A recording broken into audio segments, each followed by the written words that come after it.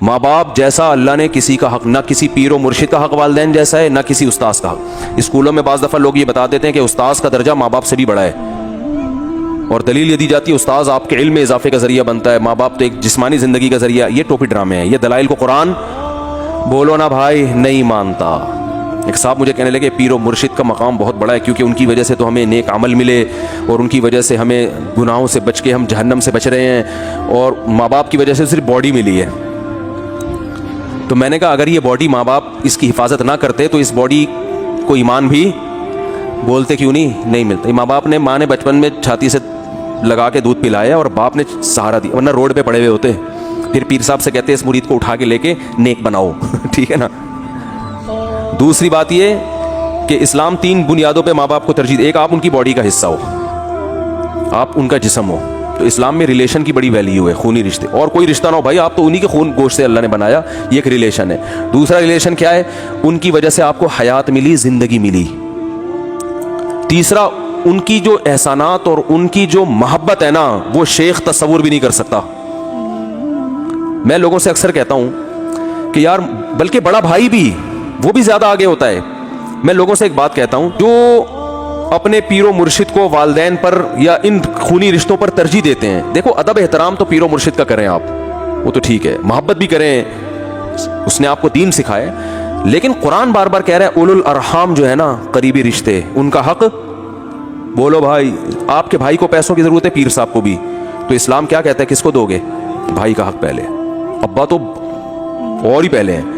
وجہ کیا ہے بھائی؟ یہ ریلیشن اتنے قریب ہیں۔ میں نے ایک صاحب کہنے لگے نہیں پیر صاحب پہلے۔ میں نے کہا اچھا مجھے بتاؤ، روڈ پہ جب ایکسیڈنٹ ہوتا ہے، اللہ نہ کرے آپ کی ٹانگ ٹوٹی پڑی ہے، تو لوگ آپ کے پیر صاحب کو فون کرتے ہیں بھائی صاحب کو، اس کو اٹھا کے لے جاؤ، کہنا یار بھائی صاحب کو۔ میں نے کہا ان کو پتا ہے پیر صاحب کو فون کرو گے، پیر صاحب کہا اس کو بھائی کو بتانا، مجھے کیوں بتا رہا ہے کیا خیال ہے؟ پیر صاحب کیا کہیں گے؟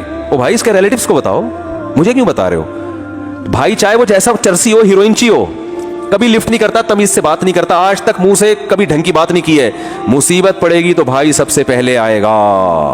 اگر آپ کو کوئی قتل کر دے تو قاتل کو پیر صاحب تلاش نہیں کریں گے، آپ کا بھائی تلاش کرے گا، چاہے وہ آپس میں کتنی دشمنی ہو، باپ تلاش کرے گا میرے بیٹے کو کس نے مارا ہے، FIR وہ کٹوائے گا۔ پیر کا اپنا مقام ہے، سب کچھ ہے، لیکن بھائی یہ بھی بہت بڑے رشتے ہیں۔ آج بعض دفعہ لوگ ایک طرف غلو کر کے ان رشتوں کو بھول جاتے ہیں، باپ کی جوتیاں نہیں سیدھی کرتے، پیر صاحب کی کر رہے ہوتے ہیں، وہ پیر صاحب کی بھی کرو، ابا کی بھی کرو۔ تو خیر، تو یہ پیپر اللہ نے ہمیں دیا، اس میں رشتہ داروں کا حق بتایا، اس میں استاذوں کا حق بتایا، اس میں علماء کا حق بتایا، اس میں بہت ساری ڈیٹیل ہے، وہ سیکھو، پھر سیکھ کے لوگوں کو بتاؤ، اس پر عمل کرو۔ پھر اس میں اللہ نے بتا دیا کہ بھئی 100% نمبر جو لے گا وہ والسابقون السابقون میں ہے، اور اگر 100% نہیں بھی آئے تو نیکیوں کا پلڑا جھک بھی گیا تو غریبی میں کیا کر دوں گا؟ وزن اگر زیادہ ہو گیا نا نیکیوں کا، بخش دوں گا۔ لیکن یہ نہیں بتایا کہ نیکی کا وزن کیسے زیادہ ہوتا ہے اور گناہ کون سا وزنی ہوتا ہے۔ اس لیے ہر گناہ سے بچنا ہے اور ہر نیکی کو کرنے کی کوشش کرنا ہے، کیونکہ بعض دفعہ ایک گناہ اتنا بھاری ہو جاتا ہے آپ ہلکا سمجھ رہے ہو، وہ نیکیاں کھا جائے گا، بعض دفعہ ایک نیکی اتنی بھاری ہوتی ہے گناہ کھا جاتی ہے، وہ آپ کو پتہ نہیں کون سی نیکی بھاری کون سی، تو ہر گناہ سے بچنا ہے اور ہر نیکی کی کوشش کرنی ہے۔ تو یہ بہت سارے احکام ہیں جو اللہ نے دیے ہیں، ان میں جو سب سے پہلا حکم ہے نا، جو میں نے آیت پڑھی ہے، یہ بات چلی تھی داؤد علیہ السلام پر کہ اللہ نے بہت سے پیغمبروں کو نعمتیں دی، ان میں داؤد علیہ السلام کو ایسا بولنا سکھایا کہ جب وہ بولتے تھے دودھ کا دودھ اور پانی کا پانی، اور آواز اتنی خوبصورت کہ جب تلاوت کرتے تھے پرندے آ کے ٹھہر جایا کرتے تھے، لحن داؤد۔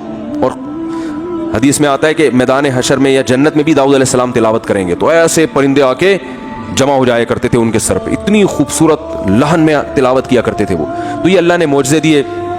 تو بات یہاں سے چلی تھی کہ اللہ تعالیٰ اپنے پیغمبروں سے کسی جو کلام ڈیلیور کرتا ہے وہ کبھی تو فرشتہ بھیج کے، کبھی براہ راست ہم کلام ہو کے، کبھی خواب کے ذریعے، جیسے ابراہیم علیہ السلام کو خواب آیا تھا کہ بیٹے کو ذبح کر رہا ہوں، تو یہ بھی وہی تھی، پیغمبر کا خواب وہی ہے۔ عام آدمی کو اگر بیٹا ذبح کرتے ہوئے دیکھا تو اس کے لیے حلال نہیں ہے کہ جی ابراہیم علیہ السلام کو بھی 3 دن خواب آیا تھا، مجھے 300 دن آیا ہے، تو آپ کو 3 کروڑ دن بھی آ جائے آپ یہ کام نہیں کر سکتے۔ سمجھ رہے ہیں کہ نہیں سمجھ رہے؟